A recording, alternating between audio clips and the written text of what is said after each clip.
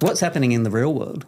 Huge question, to be fair. The timing with the last time we spoke was pretty challenged. I think it was maybe the week before Trump started bombing Iran. The main thing that we're watching is the way that consumer confidence has absolutely plummeted over the last 2 and a bit months. People are under a fair bit of pressure at the moment. They're not reporting that their confidence has collapsed for no reason. There are some really significant challenges out there, both domestically and from overseas as well. We had this inflationary problem that became really evident at the end of last year, and the Reserve Bank, unfortunately, only has one real tool that they can use to try and bring inflation back under control, and that means increasing interest rates, whacking people over the head a little bit until they stop spending. So the slowdown that we're seeing is by design in a fairly imperfectly designed system. For the last couple of years, I've been coming here every 6 months and it's just Perth is shooting the lights out, how good is everything over here? But what we're seeing now is that slowdown is going to be impacted. So what are you seeing around the States? What's happening in the real world? Dan, everything's changed since last we spoke, which was only 3 months-ish ago. That's right. Huge question, to be fair. Thank you. Pretty big answer as well. Yeah, so the timing with the last time we spoke was pretty challenged. I think it was maybe the week before Trump started bombing Iran. So obviously things turned pretty quickly then. I think we might have had one rate hike maybe. We were expecting a couple more, which did evolve, which is good. But then you think about the cumulative impact of those two really big shifts, the 3 back-to-back-to-back rate hikes in 2026, and then coupled in with the volatility from overseas, not just the way that it's impacted on petrol prices, but I think people really are seeing the volatility and they're pretty uncertain around what the future is going to hold globally and domestically as well. So sort of the main thing that we're watching is the way that consumer confidence has absolutely plummeted over the last 2 and a bit months since Iran was first invaded. And that's going to be really interesting to see the degree to which that drop in confidence starts to translate into slower economic activity. And we did see in the GDP data from last week, which was the first quarter of this year. So like I always say, the GDP data is so dated by the time they arrive. So the first quarter is looking at January, February and March, and January and February are just kind of irrelevant because they're so different to the world that we're in today. I think that's pretty standard. But it means that going forward, we're going to be watching really closely the data around things like household spending, retail trade. Where can we start to see little pockets of stress coming through? Ideally nowhere, but I think the reality is that people are under a fair bit of pressure at the moment. They're not reporting that their confidence has collapsed for no reason. There are some really significant challenges out there, both domestically and from overseas as well. And it does mean that people are going to be in a more challenged financial position, I suppose, for themselves and for their household than where they probably expected to be as recently as maybe the end of last year before we started to see domestic inflation pick up and drive those rate hikes. So I think the outlook for the year ahead is softer than what we've had for a while, and that really reflects the combination of those rate hikes and volatility overseas. And I'd imagine that could all switch over if there was some sort of deal with Iran, the Strait opened up, oil started to flow as normal. I mean, it's not going to be instant, but the market would react, I'd imagine. I'm sure it would do, and that would absolutely help. But I keep on thinking when it first happened, everyone, probably led by Trump, but other reports and analysis as well, were all saying that it's going to be over in 2 or 3 weeks. And now we're 3 months down the track. I don't think we're any closer to a resolution than where we were back at the start. So while that would definitely be a bit of a boost to confidence, it's also pretty hard to see it happening imminently, I think. And obviously the risks just continue to build the longer the strait stays closed, and we'll see the impact, which has primarily been to petrol prices so far, but we'll start to see that creeping in through other parts of the economy as well, which is probably the second piece that we'll be watching pretty closely going forward. Fertiliser's already hit ag, hasn't it? Yeah, that's right. It's hit it in terms of prices. Availability is still okay from what we're hearing. Generally, farmers are able to get the fertiliser that they need for their next round of crops, for example, which is really good. And the same story for diesel as well. The availability of supply we've been able to muddle through, which is really positive. But absolutely they're paying more for it, which is, again, going to flow through to the end consumer at some point in time. Yeah. So what are you seeing around the states, different states? Yeah, so I probably would say that the weaker outlook that we have for the year ahead applies pretty well across the entire country. And that's kind of been the key message for this visit to Perth, which is a bit of a change because for the last couple of years, I've been coming here every 6 months and it's just Perth is shooting the lights out. How good is everything over here? And justifiably so, because it continued to be a really good story. But what we're seeing now is that slowdown is going to be impacted everywhere. You know, higher petrol prices do affect everyone across the country, so do higher interest rates. Housing is obviously a pretty big topic, and I think maybe we'll get into that at some point, so I won't go too deep into that now, but fair to say those higher interest rates did drive a bit of a slowdown in Sydney and Melbourne first, but then we've also seen housing markets start to slow down, not just in response to the budget, but definitely driven by those higher interest rates as well. So that has been slowing activity. And remember that that's completely by design.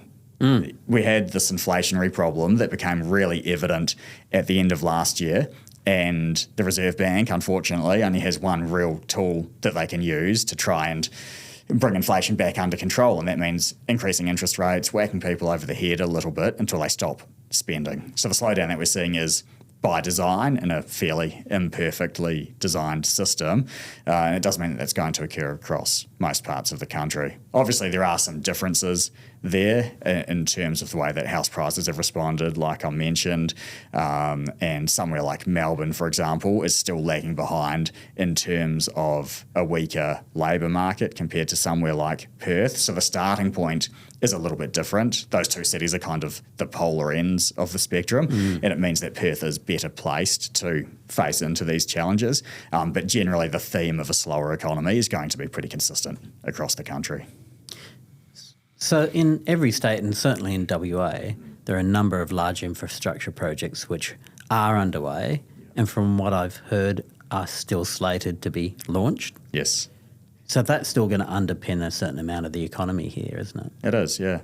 And the cool thing about that is that the investment that we're seeing is diversifying both within mining and outside of mining as well. So within the mining sector, which is going to remain really important for Perth forever. And I think maybe we spoke about that on my first appearance here, because the question always comes up, when is Perth going to, or Western Australia going to diversify away from mining? And really it's not going to move away from it, but it can be supported by other areas. But within mining, it's not just an iron ore and LNG story anymore. We're seeing so much in terms of export volumes and values as well, especially related to critical minerals, things like lithium and nickel. Obviously, they've come back over the last 18 months maybe as prices have come back down, but it's still a positive story there, and we're seeing a lot more investment in those segments. I'd throw gold into that mix as well, which is sitting at pretty high levels, which is good. Western Australia is pretty blessed, obviously, with that diverse range of minerals and commodities. But then to your point, there's so much other construction and investment taking place, and even that has moved away from the last maybe 5 years. There's been a lot of road and rail work. There's a little bit of that, but that's not the key driver anymore. We're seeing a huge pipeline around things like renewable energy projects, wind and solar farms, hydrogen processing, conversion into ammonia, that sort of thing. And they all have multi-billion-dollar price tags on them. And if anything, there's going to be upside risk to that, because we know construction costs are basically out of control across the country and only going to get worse before they get better, I think. So there really is a lot of work taking place. We can also throw into that mix things like industrial property, maybe we've spoken about before. We're really good at building sheds here. And data centres as well are the other big one that's taking place across many parts of the country, both metro and regional areas as well, which is pretty good. On the construction side, at least, it's good in terms of the employment opportunities, especially where that does get into the regions. So we have this huge pipeline of work taking place, to answer your question, across a whole range of industries. Yeah, I think the impetus for that question was to understand what's still happening, because it's not as if we've got an inflation issue. The outlook is a little softer than what it was. Doesn't mean it's a disaster. No. we've still got a lot of stuff happening. Quite right. Perhaps we're just not going to produce as much as we thought, but we're still okay. Yeah, I think that's right. So if you're thinking about, are we going to see a recession or not, I really don't think so, because we have these other factors that support growth, like the investment story, as you say. Our population growth continues to grow at a pretty good clip, both in Perth and Western Australia and nationwide as well, and that kind of buys you a little bit of insulation from a technical recession anyway, being 2 quarters in a row of negative growth. But absolutely within that, people can feel like their living standards are going backwards, because remember, with those rate hikes and a slowing economy, we will see unemployment increasing from where we are today, and that's already been happening for the last maybe 12 or 18 months, very, very slowly, but I think that will continue over the next 12 months as well. And obviously that's a really hard circumstance for those individuals and households affected. And then the other thing is that while I talk about population supporting the overall economy and GDP numbers, if you look at it on a per person, per capita basis, so stripping out population growth, that starts to come under pressure. And we saw that again in those GDP data from last week, where GDP, I think it was 0.3 overall, but on a per capita basis, it actually was a little bit negative for the quarter. And it's been bumping in and out of that negative number on a per capita basis for a couple of years, essentially. So I think that's where a lot of the challenges come from, where even though the headline numbers might look okay, for individuals, it can feel like things are a bit more challenged. And that's really, the basis of that is how much cash is in my pocket. Yeah. It really isn't. That's what it comes down to. Yeah, absolutely. And that's why we see things like on the housing side, if the question comes up around mortgage default rates and what higher interest rates are going to do, absolutely higher rates put people under pressure potentially in terms of making their mortgage repayments, but very few defaults are tied directly to interest rates. It's more like, do they have a job or not, is the fundamental question there. And so that's where the labour market is the really important piece to watch going forward. So while I do think unemployment will increase from here, it's vital that it doesn't accelerate in a sharp manner, because that's when we will start to have more serious conversations around a recession and people defaulting on their mortgage and that sort of thing, which we just haven't seen in Australia for a really long time now. Can I ask, I know the RBA uses rate rises, rate hikes and rate reductions as their lever. Yep. But they would be watching all the metrics. They're not silly. And one of them being unemployment. If they look at the employment numbers and they see an increase in unemployment, what conversations are they likely to have? Because another rate hike may exacerbate the problem.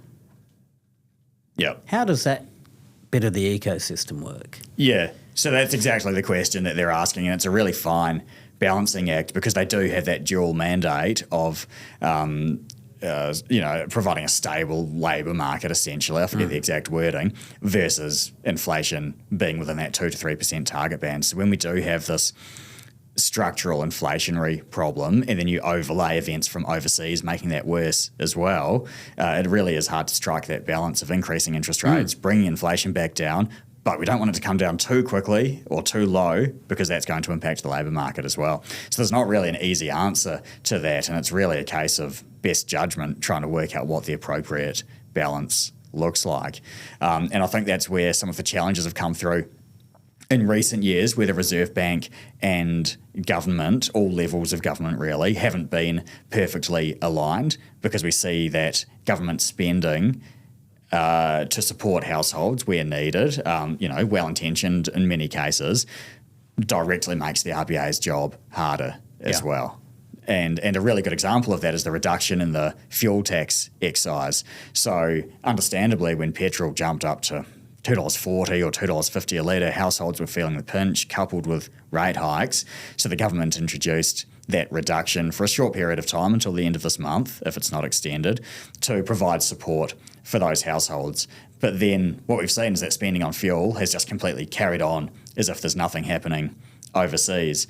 Whereas if that tax had not been reduced, we would have seen people either reduce their fuel consumption, but to the degree that it is fairly essential, they would have had to reduce their spending in other parts of the economy, and therefore sort of supported the story of inflation coming back down a little bit quicker. And so that's just one small example of the conflict between the government versus the Reserve Bank trying to look after households and the labour market and what inflation needs to do as well. So it's a really, really challenging picture to paint, I think. It sounds like a politics versus pragmatism camp, or two camps.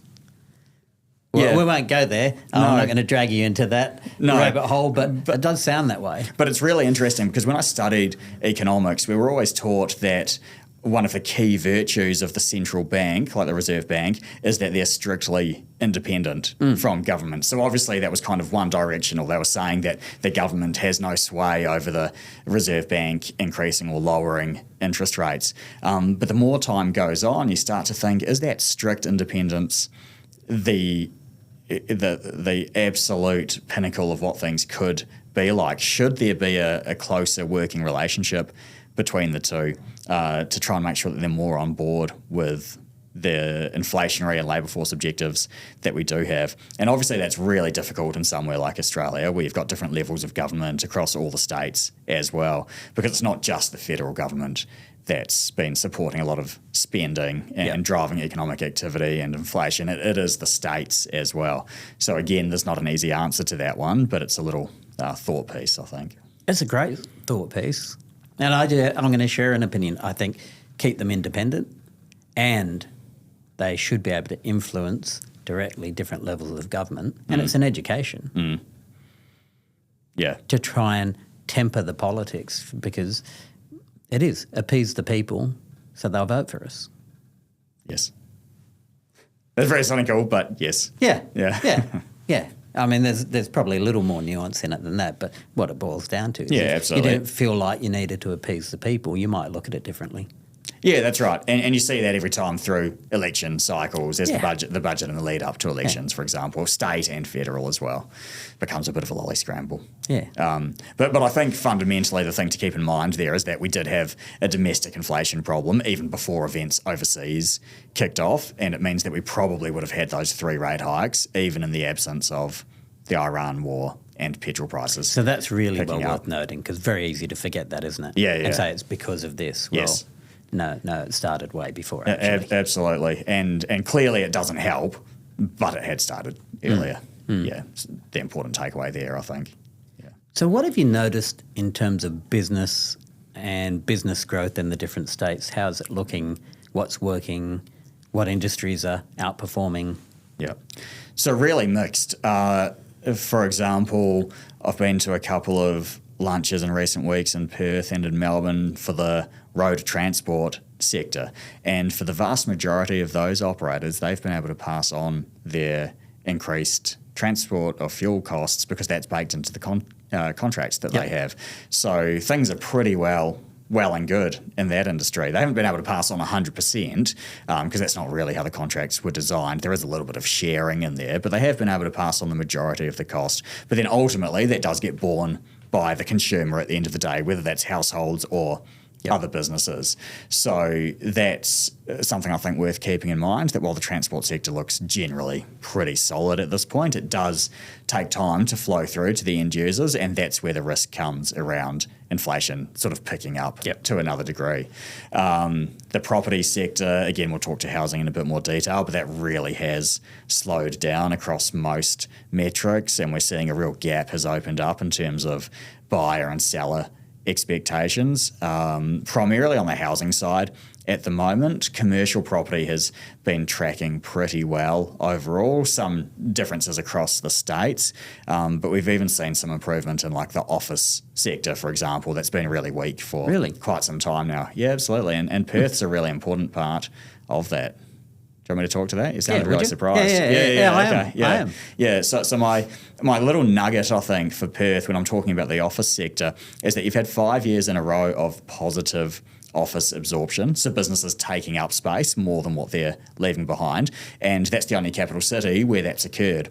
So like I was in Sydney a fortnight ago, and I was saying that their positive story is that they've had 2 years in a row of positive absorption, which is great for Sydney because they obviously vacated a lot of space during COVID and a little bit afterwards as well. So they've turned around. But Perth has had 5 pretty solid years in a row, which is the longest run out of all of the capital cities. And I think that's massively underappreciated, that positive story that's emerging there. And I believe the reason for that is because your office market was really weak already going into COVID. Your overall vacancy rate was like 20% or something. So there was a lot of spare capacity already. But that has come back down at a pretty decent clip now. Vacancy is down to about 15% overall. So it's still a bit too high, but it's heading really clearly in the right direction. And the really good thing going forward is that I've got this chart and it shows the supply of office buildings that have been built in Perth and a forecast for the next couple of years. And it looks like I've made a mistake because the supply for the next 3 years is just donuts. Just nothing, just no material supply coming online in Perth. And so what that means, I think, is that, the rising tide is going to lift all ships. We'll still see this flight to quality continuing. We know that your prime and premium assets are still outperforming in the office space, but I think for even your lower grade B and C sort of offices are going to see that vacancy rate continue to come back down for the next 3 years because there's just no new supply coming on. So as long as businesses keep on taking up space, which I think fundamentally they will do, it does mean that the office market's going to keep on tightening, in a pretty decent sort of trend compared to where we were 5 or 6 years ago before COVID. So that was why I raised that one, because I reckon that's been underreported a little bit at the moment. And obviously not everyone's looking at the Perth office market, but for people that kind of are, I think it's a really interesting little point. And good to know. I don't watch it. Yeah. I was surprised. I am surprised. Yeah. Yeah. There you go. Yeah, cool. Thanks. Really different to somewhere like Melbourne, where there's so much new supply arriving this year in particular that vacancy is going to nudge, I think, probably the wrong side of 20%. Yeah, okay. So that's what I mean about the differences across the states. But to go back to your original question around the different industries that we're looking at, I spoke a bit about property, about road transport. Agri, probably the main takeaway was that supply of diesel and fertiliser has been okay, which means that the outlook is going to be dictated by weather and drought and that sort of thing, and temperatures, so rainfall. So that's kind of business as usual, but again, there is going to be a cost implication at the end of the day, and again, adding to those inflationary pressures, which will be another challenge. We can look at somewhere like hospitality, and this one's really, really mixed, and this comes back to the household spending, discretionary sort of story.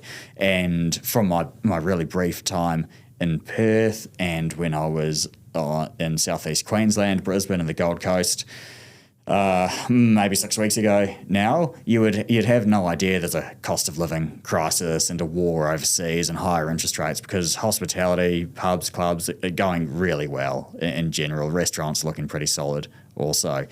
People are absolutely out spending money, including the evenings on a weeknight. But then the flip side of that is we're starting to hear really small numbers, but isolated sort of examples of some stress coming through. Like in Wollongong the other week, a customer was talking in the hospitality space around one of their suppliers has seen the forward outlook drop off by about 35% for the next couple of weeks. So again, sample size of one, essentially, but that's the sort of stuff that we're looking for. That's not reflected in the hard data yet, but it's those anecdotes that you start to hear a little bit more of and think about what that's going to mean for the total household spending story. So a few little pockets, nothing really suggesting that the economy's rolling off a cliff or anything like that yet, but a few little watch points is how I'd categorise it at the moment. What's outperforming? What's outperforming? Probably just the construction piece, like you spoke to before, and that's coming across a whole range of different industries. In Perth we talk about the mining sector, like I touched on, but from a nationwide point of view, it's things like, I think I mentioned electricity before. That's true everywhere. Solar, wind, batteries as well. Road and rail projects, I said, are probably past the peak in Western Australia, but on the East Coast there's so much road and rail work under construction. Melbourne's probably the centre of that, but plenty in Brisbane and Sydney as well. Hospital builds across the country are incredibly strong at the moment, and increasingly they have multi-billion-dollar price tags associated as well. Maybe not multi, but kind of starting at $1 billion. It's hard to build a sizable hospital for a few $100 million these days. And a lot of that reflects the equipment that's in there as well, not just the shell of the building, but still a lot of investment taking place there. And supporting the overall construction story. So again, to link back to housing, it makes the housing piece really, really challenged because we just don't have the resources available to build all of these different pieces of infrastructure that we do vitally need and build homes that we equally vitally need. So that's kind of where a lot of the challenge comes in. So in terms of what's outperforming, it's probably the construction sector or anything related to that still looks pretty solid. Although challenges around construction costs, of course. And if you look at like insolvencies, for example, in the construction space, they are still sitting at really high levels. They haven't come back down yet post-COVID and post the massive increase in construction costs that we had a few years ago. So that's something that we watch really closely from a banking point of view. But overall, there is so much work out there that it means that the growth in the sector is still really positive overall. Yep. Yeah. I noticed the ATO's going much harder now in collecting debt.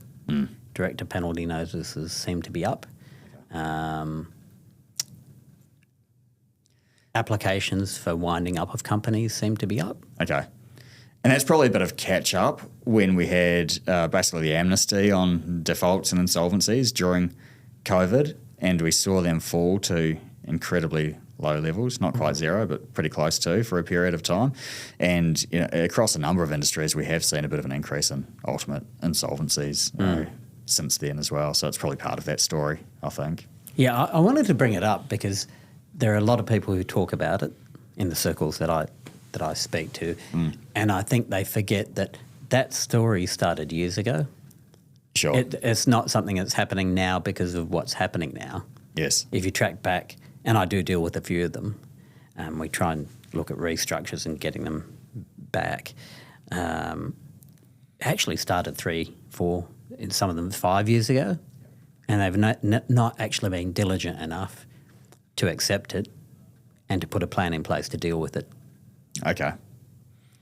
So I just thought I'd share that, and I've got multiple real examples of that. Yeah, okay. But if it's dragging on for years like that, isn't the best outcome that they do get wound up and everyone moves on? Yeah. Some of them, it's very surprising. Well, why don't you just make good on it? What is it about you that doesn't want to make good? Because clearly you can. Right. So many of them that I've dealt with, I'll say many, I'd probably say if to take a stab, 30% of them have the assets there to say, well, why don't you just sell that asset and pay them? And then you can trade on. Yeah. Seriously, what's your issue? Okay.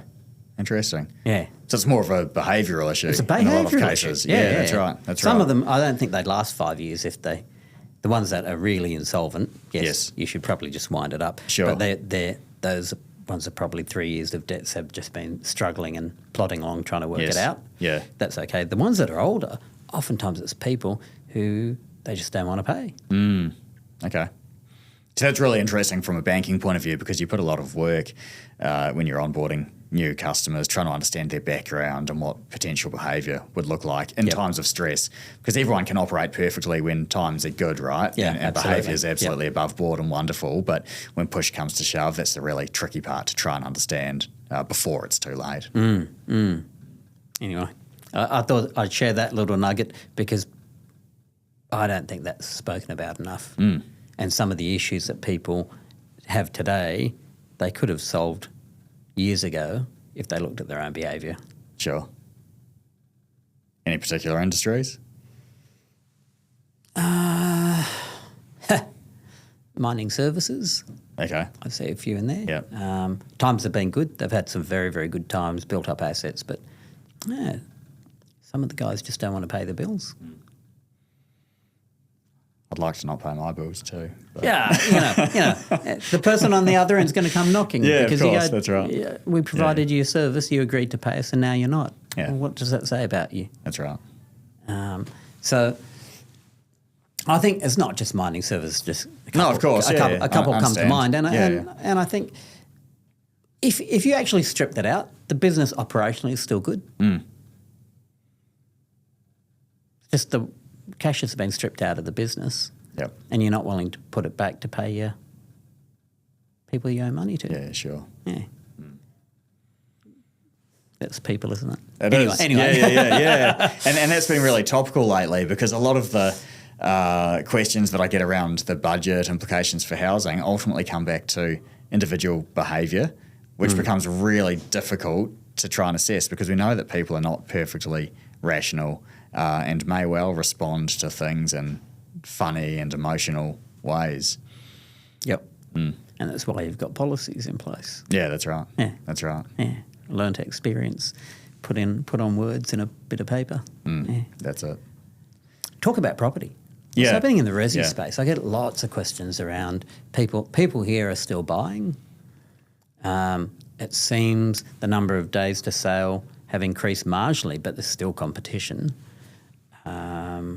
What's going on? Yeah, I agree with that, but I think you'd probably find it's less competition than there was at the end of last year. I think that's probably a fair statement, and I think that's going to worsen as we move through the rest of this year. So did I mention before how the interest rate hikes that we had an early reaction and saw Sydney and Melbourne prices drop off at the end of last year? So even just talking about higher rates is enough to drive those cities backwards, which is pretty fascinating. And again, that's the behavioural piece coming out, right? And I know that's people looking a bit of a crystal ball, trying to understand what's happening in the future as well.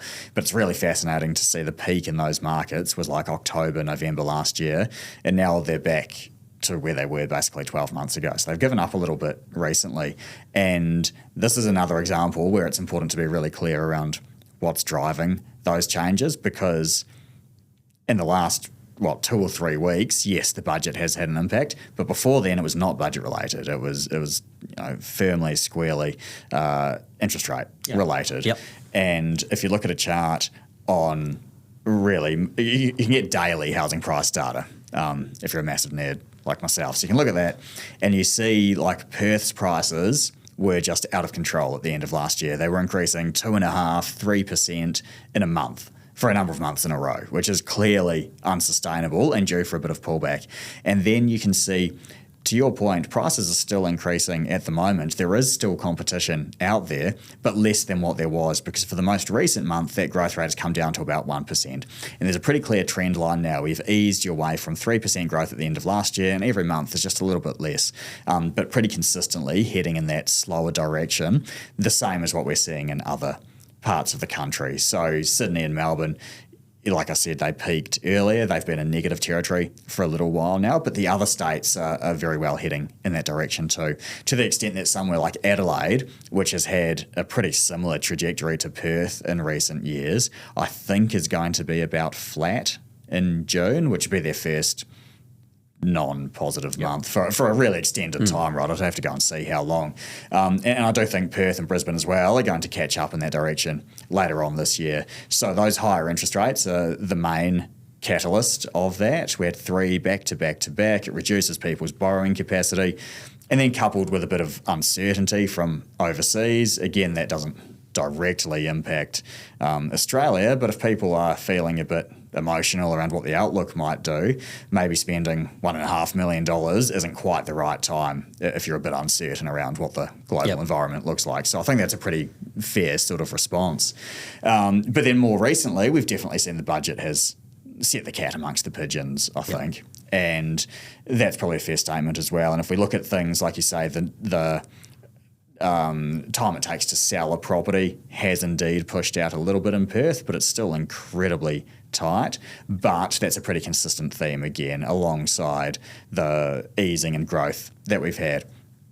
And one of the main indicators that I'm looking at over probably the next year is the number of listings available on the market. And that's been a real factor behind just how strong Perth's prices have been able to increase, because there is just no stock on the market. It's incredibly low if you look at where the number of listings have declined to, and they've been falling since about 2018, just heading in one direction, lower and lower and lower. Very clearly a seller's market. It means buyers have had to compete really hard to try and get into the market to purchase the stock that actually is available.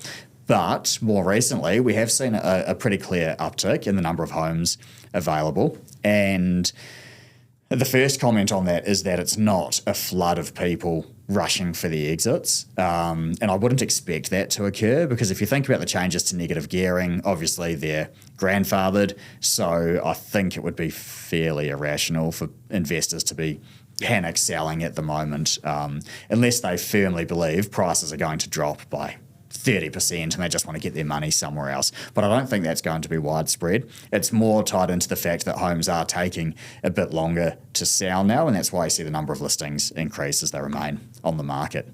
So I think going forward, that's probably the key indicator to look at, either in the official data, but you can kind of do it yourself when you're just driving around. If you're a sticky beak in your own neighbourhood, you can see the number of listings available. And if you get a feel that they're really accelerating, then it probably means that there's more downside risk to prices over the near term. So I really do think that we're going to see Perth prices drop off a little bit through the end of this year, probably into next year as well. And that's going to come from the drop in sentiment, a bit of uncertainty around what these negative gearing changes are going to mean. But also there's going to be a mechanical response there, because investors are going to be able to borrow less than what they could.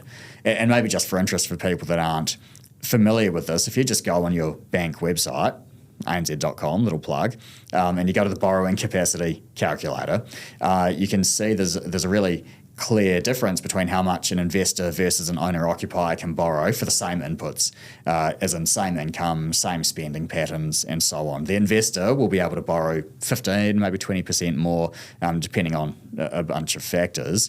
And that's really the gap that these budget measures are trying to address, to level that playing field a little bit by retaining negative gearing only for new builds, not for existing. So we've spoken before about how higher interest rates reduce people's borrowing capacity. That affects everyone equally, but then these ones are going to be another whack in terms of reducing investors' borrowing capacity. And if you couple that with a drop in general market confidence, I think pretty clearly we're going to see prices come off in response to that.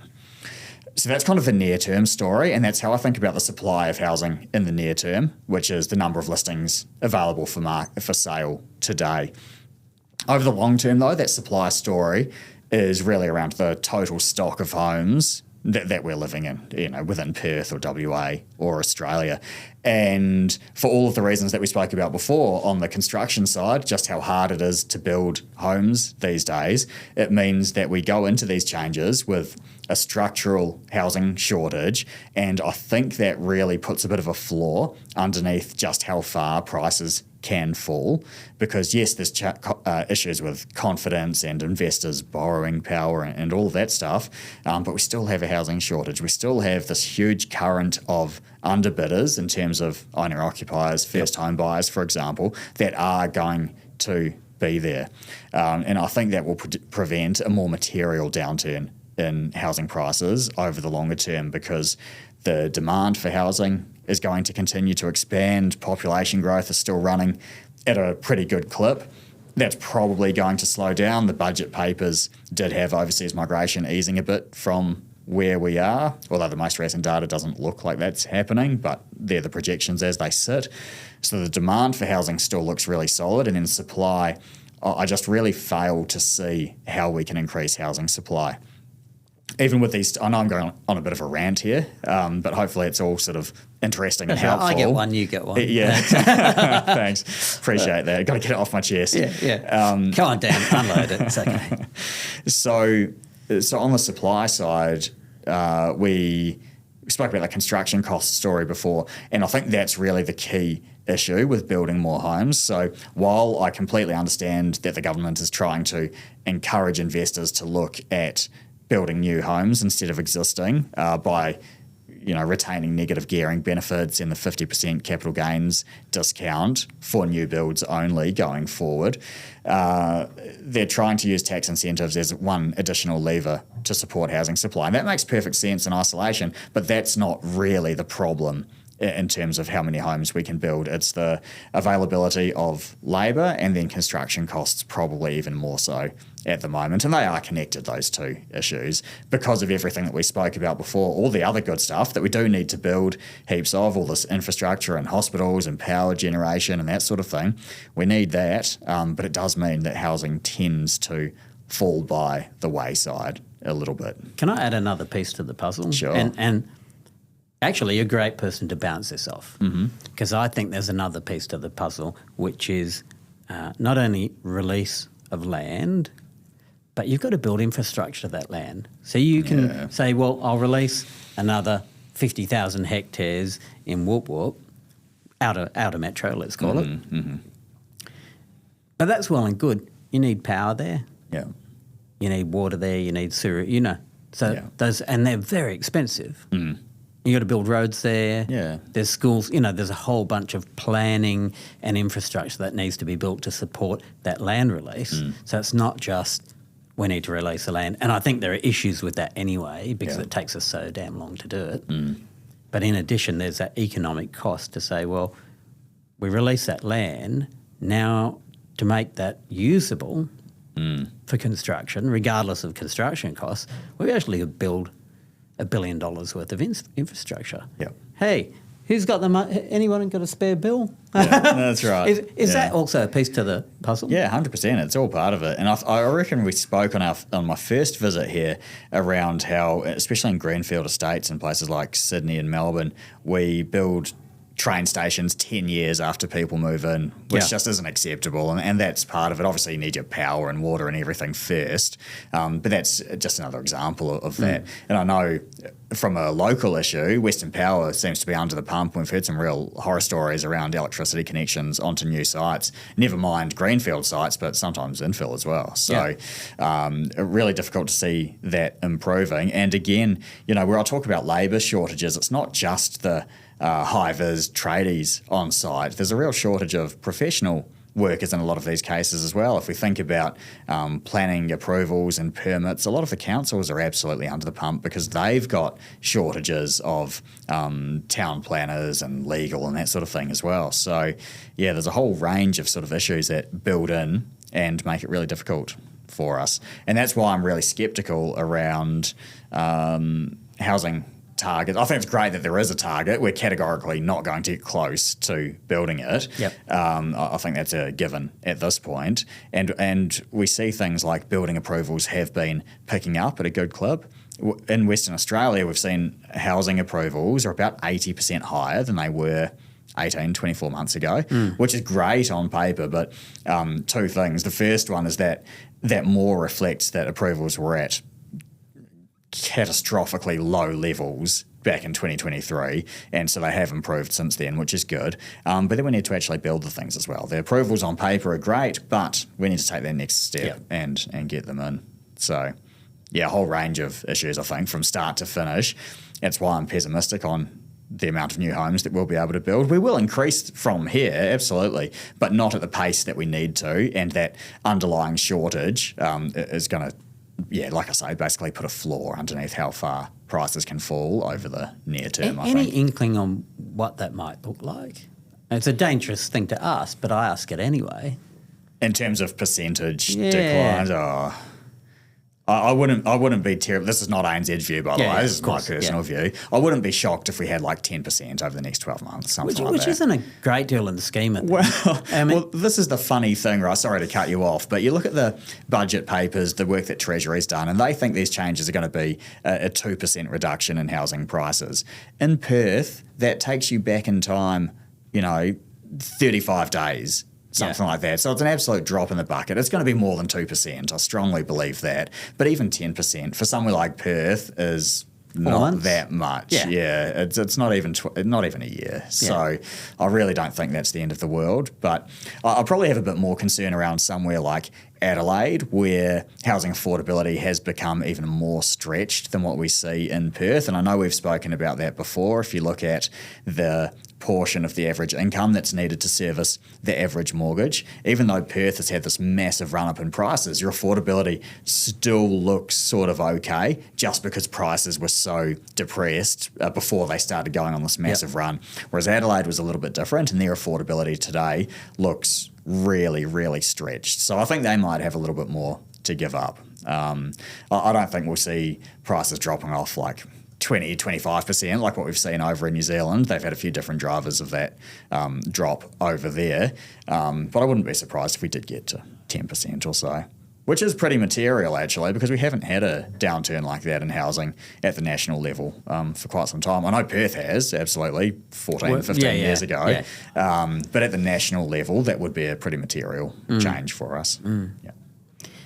Yeah. I have to ask you this question. I don't know if you're going to enjoy this one. Sounds like a good one. In terms of what Australia as a country pays for debt, that's tied to our ratings, right?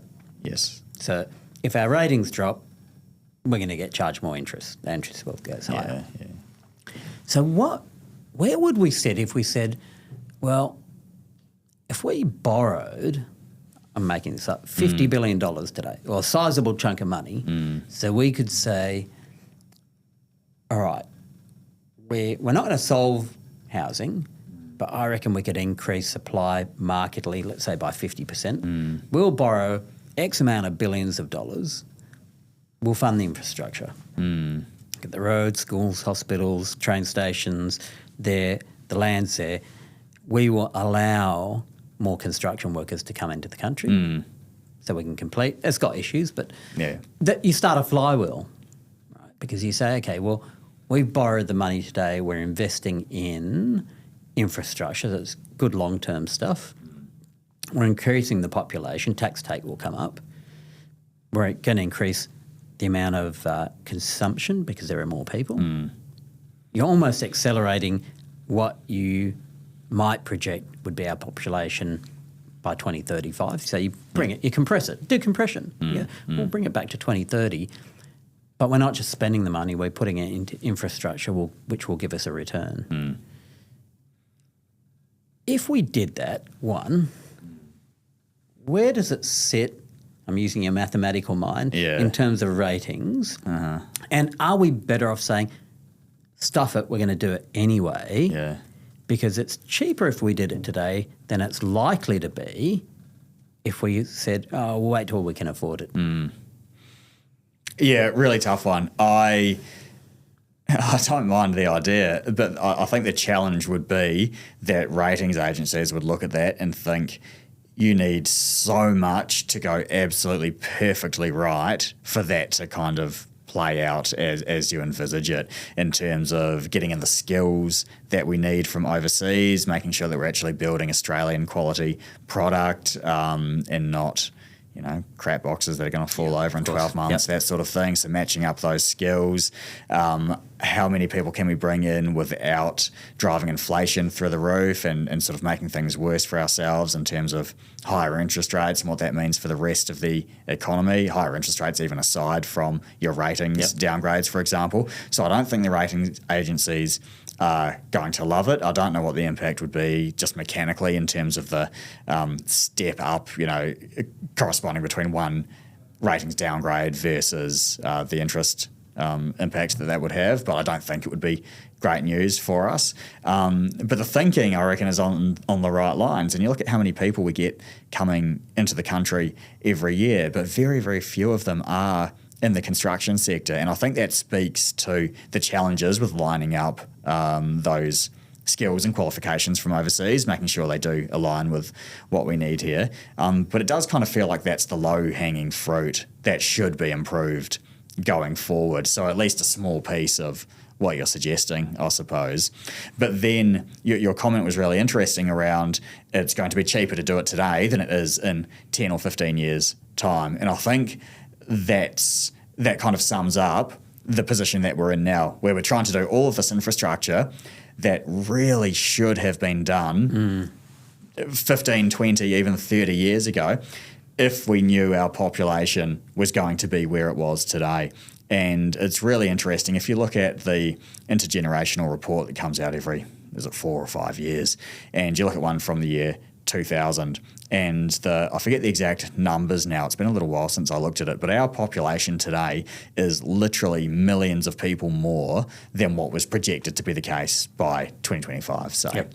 And that not knowing where the playing field is kind of why we're in this position of trying to play catch up and build the infrastructure that we need. Whereas it would have been a really different outcome if we said we actually do control the borders, we can have X amount of people every single year. And if we just acknowledged we were going to, I don't know what the average number would be actually, 300,000 people a year, say, from overseas, maybe that's the fine number. But if we knew that that was going to be the case, I think we would have done a much better job at preparing for it years ago. So I think that kind of sums up why that was an interesting comment, because it would have been so much cheaper to build back then. You don't need to acquire as much land. You probably don't need to do as much tunnelling. We know that's the super expensive part of the road and rail projects that we're kind of doing all around the country. So it's cheaper, easier, probably faster. You can go more direct as well. And obviously those construction costs are just going to get worse over time rather than better. So even aside from the ease of doing it, there's pretty good arguments for doing it sooner rather than later. But where we are today, we've just got too much essentially that we're trying to do to play catch up, and it makes things really difficult for ourselves. And that's why I always make the point that it's not just events overseas that have landed us in this position. A lot of it is Australian issues as well in terms of those inflationary pressures. Of our own making, isn't it? Yeah, that's right. It is. Yeah. Yep. So it does make me wonder that there are always bits of middle ground, and I have no idea whether any of this is spoken about seriously and planned for, and certainly I don't think it's committed to, because that we would hear about. Sure. You would think. But who's thinking about this?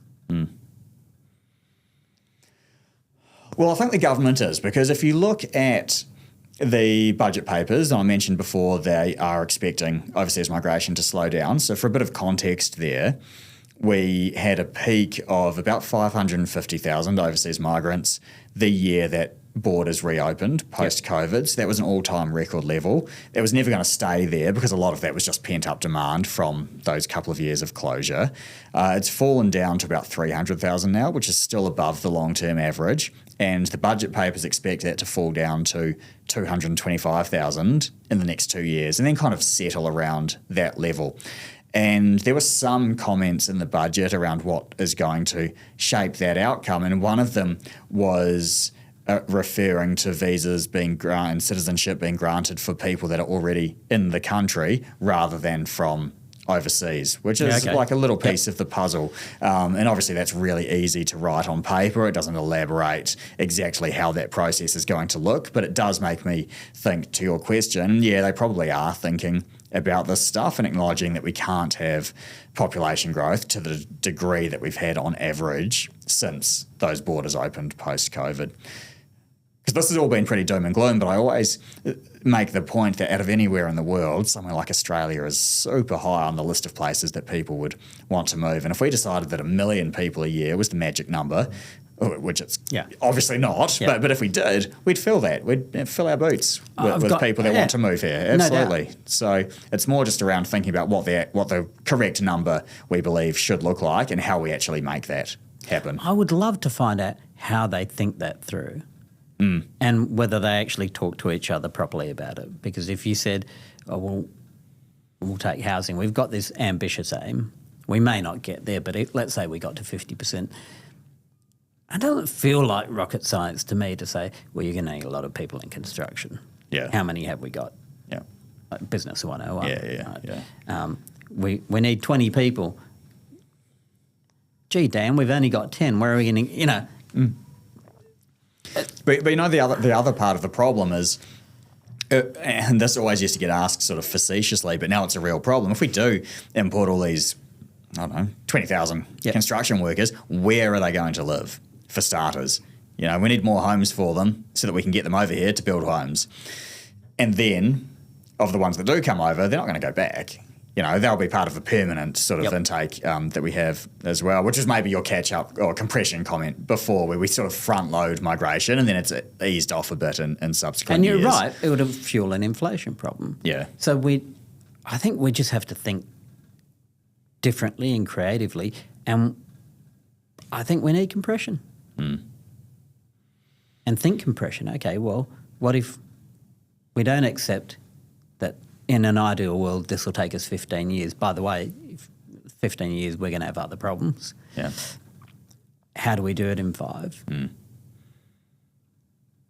And who's courageous enough to say there's going to be a bit of pain here? Yeah. It's not all going to be bells and whistles and roses. No, but when you say a bit of pain, I think it's more than that, because politically I just think it would never get up as well. We've already seen the One Nation results, for example, and a lot of that has been migration driven. And if we did see, let's just say it was the Labor government, any of them might have this idea, but let's just say it was Labor, the opposition to that in terms of migration coming in, I think would be a pretty horrible time to kind of live through the commentary and the battles that would sort of ensue on that front.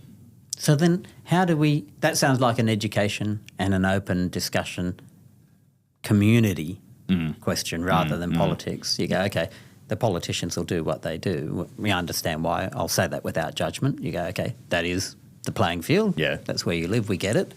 So in order then for people to think about this more critically, they need perhaps be armed with more information, and there's got to be discussion around it, but I don't know if there are forums for that level of community discussion.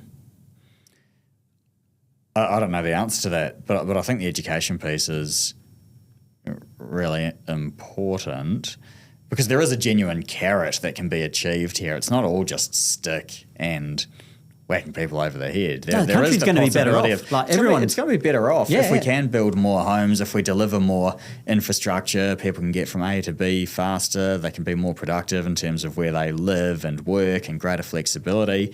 We can have better healthcare and aged care systems. We can have a more renewable energy reliant grid.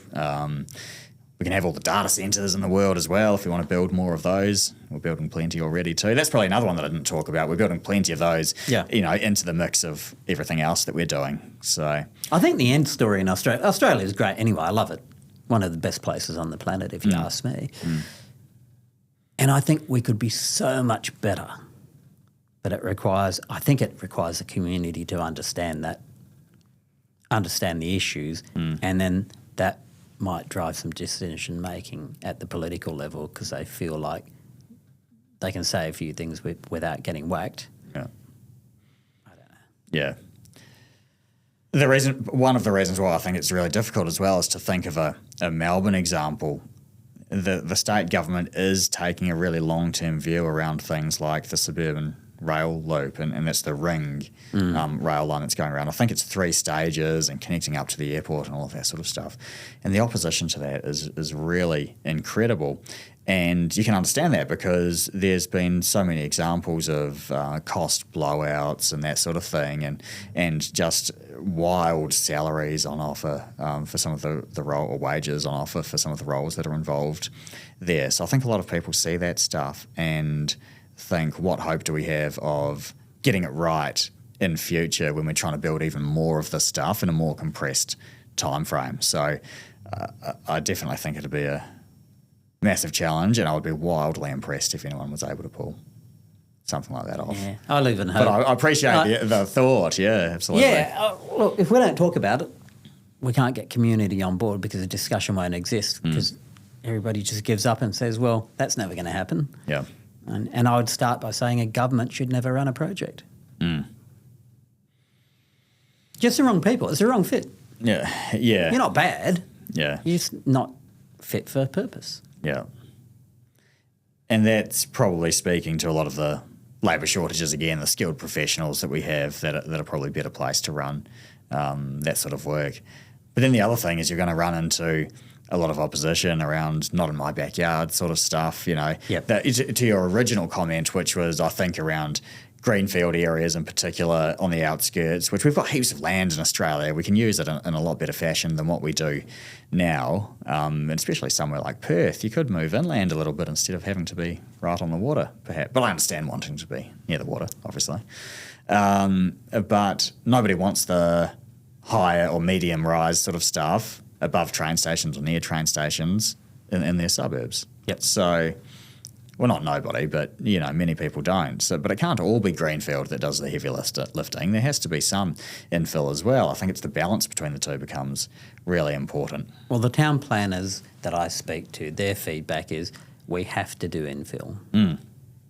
Because, one, doing greenfield is too slow and it's way too expensive, and we can leverage the infrastructure we've already got. Like, it makes economic sense. Yes. And a lot of people want to live closer to the city. They don't want to live, 30 kilometres away from the city. Yeah, which is nothing compared to Melbourne, I guess, but No, for Perth, so, and it drops the cost of living.